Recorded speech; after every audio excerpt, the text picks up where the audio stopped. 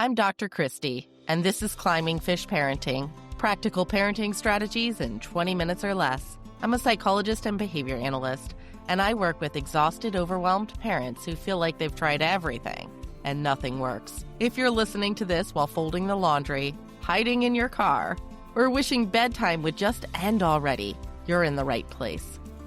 Today's topic is why traditional morning routine charts fail kids who are wired differently and what to do instead.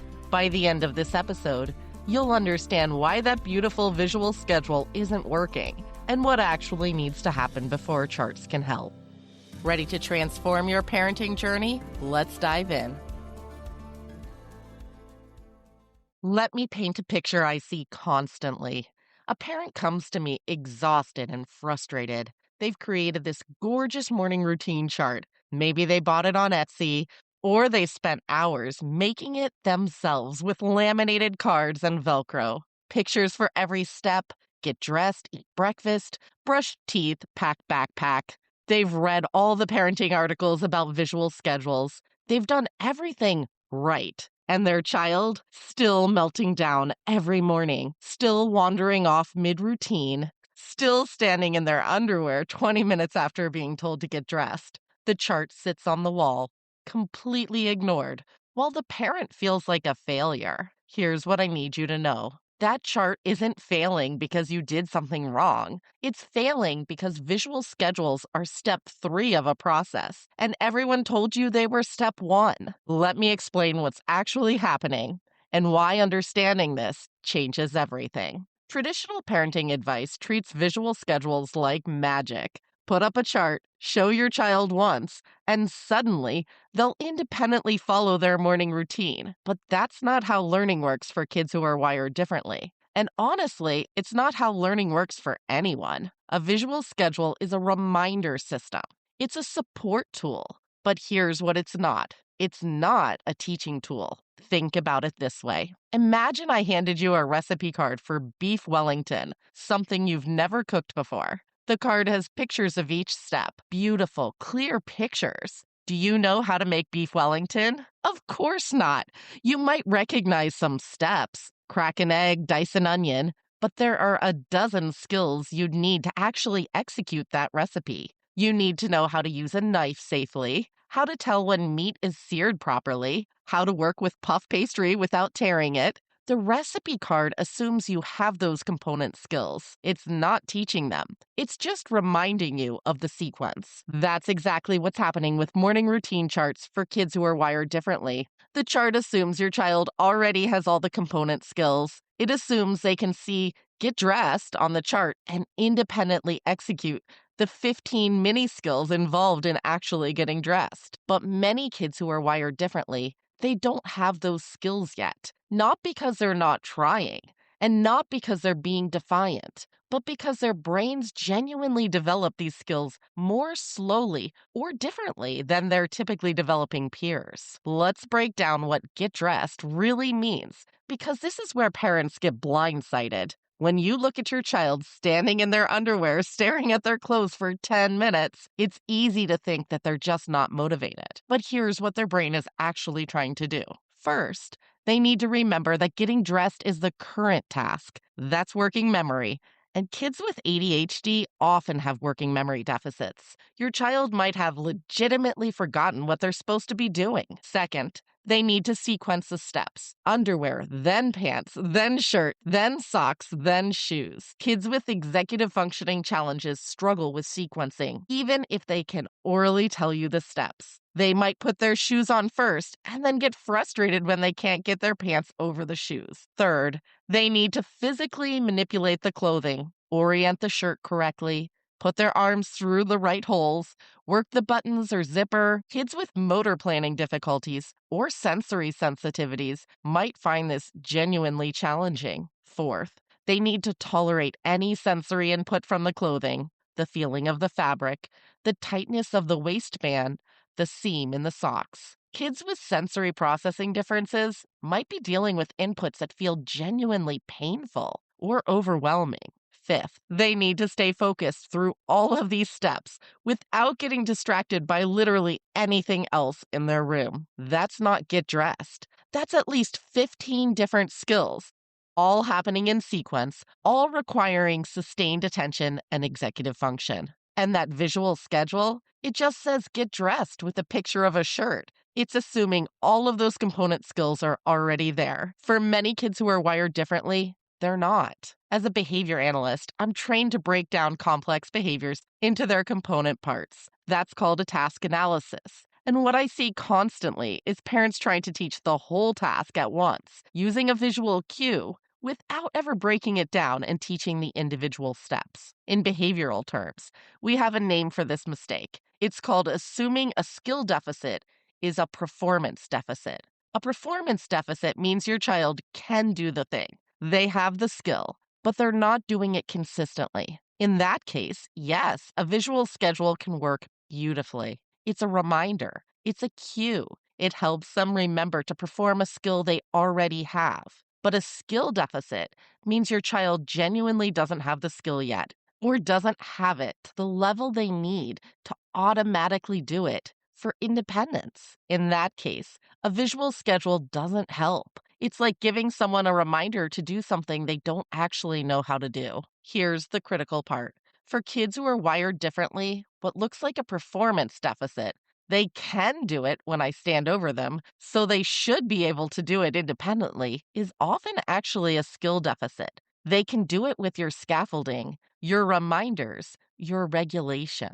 They cannot yet do it independently. The skill isn't fully developed. And when we treat a skill deficit like a performance deficit, when we put up a chart and expect independence before the child has the skills, we set everyone up for failure. The child feels frustrated and incompetent. The parent feels like the child is being defiant or lazy. The relationship gets strained and nobody learns anything. So here's what actually needs to happen if you want a morning routine to stick. There are 3 steps, and you cannot skip step 1 and 2 and jump to step 3. Step 1 is teaching the individual component skills with support until your child can execute each one with prompting, but without hand-over-hand assistance. This is the step everyone skips. This is where you break get dressed into 10 mini tasks and practice each one. This might look like standing next to your child while they get dressed and giving verbal prompts for each step. Find your pants. Great. Now put one leg in. Good. Now the other leg. Pull them up. You're scaffolding the sequence. You're helping their working memory. You're providing the executive function their brain can't quite do alone yet. You do this consistently, every day, until they can follow the verbal prompts reliably without physical assistance. This might take weeks. That's normal. Their brain is building new neural pathways. Step 2 is fading your support gradually while practicing the sequence. This is where you start stepping back, but you're still present as a safety net. Maybe instead of prompting every single step, you prompt just the transitions. Okay, pants are on. What's next? You're still providing working memory support, but less of it. You practice this until your child can move through the sequence with minimal prompting. Maybe you're just reminding them to stay on task, or you're giving a heads up when they get stuck, but they're doing most of the sequencing themselves. This is also where you're actively practicing with them, not just during high-pressure mornings. Maybe on Saturday afternoon, you say, hey, let's practice your morning routine together. I'm going to time you and see if you can beat your record from yesterday. Low-stakes practice with your support builds skill. Step 3, and only step 3, is introducing the visual schedule as an independence tool. Now that your child has the skills, now that they can execute the routine with minimal support, the chart becomes useful. It's a reminder. It's a visual cue that helps them stay on track without needing you to verbally prompt every step. But if you skip steps 1 and 2, that chart is useless. Now it's just a monument to failure sitting on your wall, reminding you every morning that something isn't working. Here's why this mistake is so common.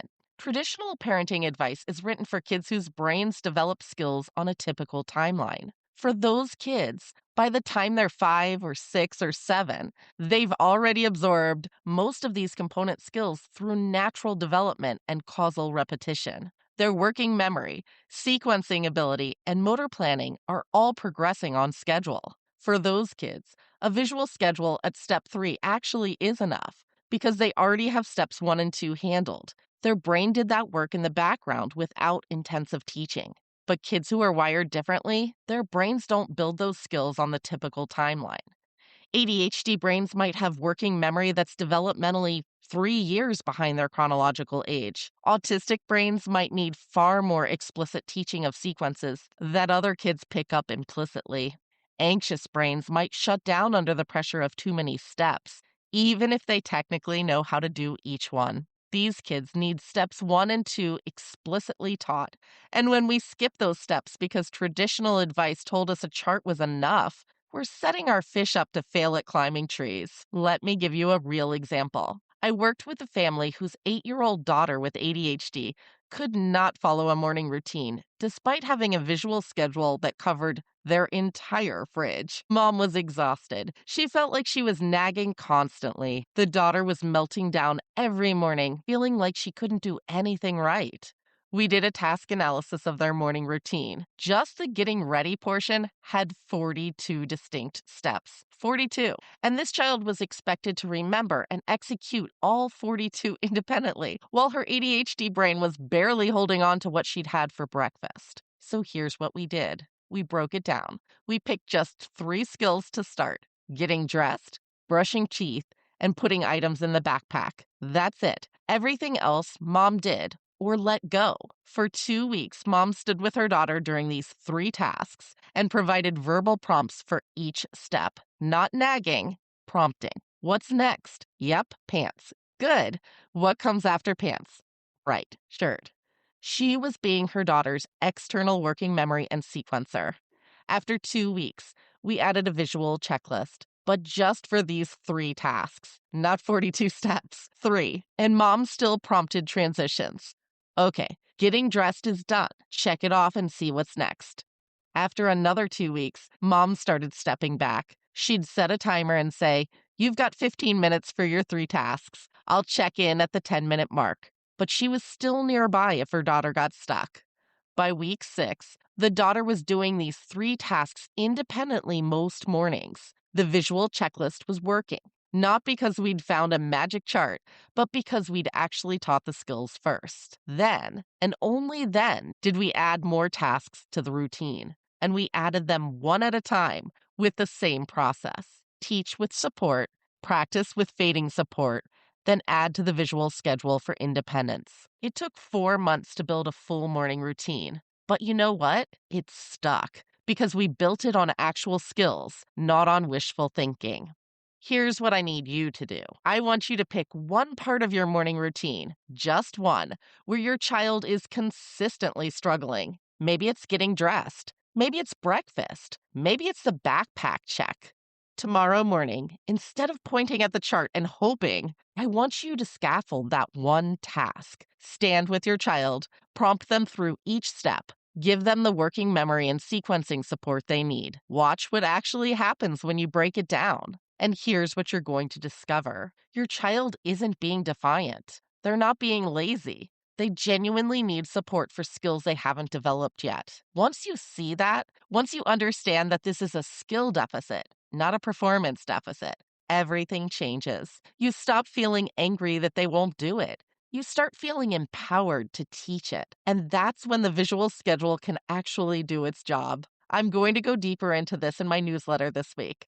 There's a specific insight about when visual schedules work and when they don't that I think will really clarify this for you. So make sure you're subscribed. And here's what's coming. I'm hosting a live training on February 19th and 21st, where I'm going to walk you through exactly how to build morning routine skills that actually stick. Not just theory, actual step-by-step implementation. We'll troubleshoot the specific challenges your child has. If you've been struggling with mornings, this is the training you need. Details are coming next week, but mark your calendars now, February 19th and 21st.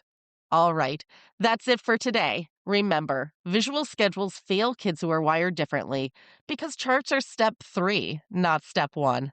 You have to teach the component skills first, practice with fading support second, and only then introduce the visual schedule as an independence tool. If you've been beating yourself up because the chart isn't working, stop. You didn't fail. You just started at step 3 when you needed to start at step 1, and now you know how to fix it. If this was helpful, hit subscribe so next week's episode shows up automatically, and head to my website at climbingfishparenting.com to sign up for my newsletter. That strategy I just gave you, it's the whole Climbing Fish philosophy in action. There's a quote, "Everybody's a genius. But if you judge a fish by its ability to climb a tree, it will live its whole life believing it's stupid." Your kid isn't broken. Your parenting isn't broken. Sometimes we're just asking our fish to climb trees. That's what we fix here. I'm Dr. Christy, and I'll see you next week.